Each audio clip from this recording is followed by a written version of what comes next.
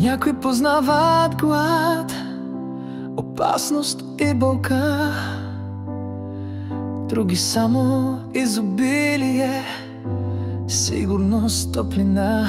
Но където и да стоиш, в сянка или в светлина, изворът в теб никога няма да те остави. В теб е изворът, вече го чувстваш. Едно сърце, един дъх, същият глас. Ние сме изворът, всички заедно.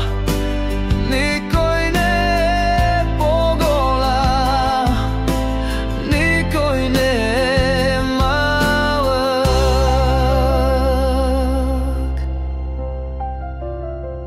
Било то сребърна рибка, жена или дете без хляб, мъж от джунглата или тревоги тежки, битие е същото, формата е игра. Изворът живее нататък, цел не търси. В теб е изворът, вече го чувстваш. Едно сърце, един дъх, същият глас.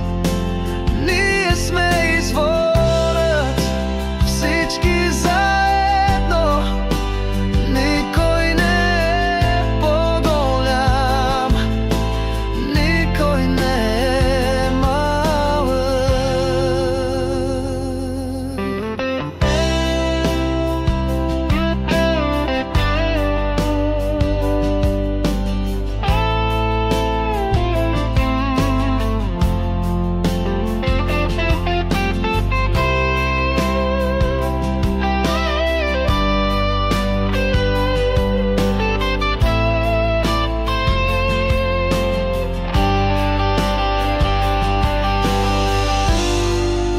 В теб е изворът, вече го чувстваш. Едно сърце, един дъх, същият глас. Ние сме изворът, всички заедно. Никой не е по-голям, никой не е малък.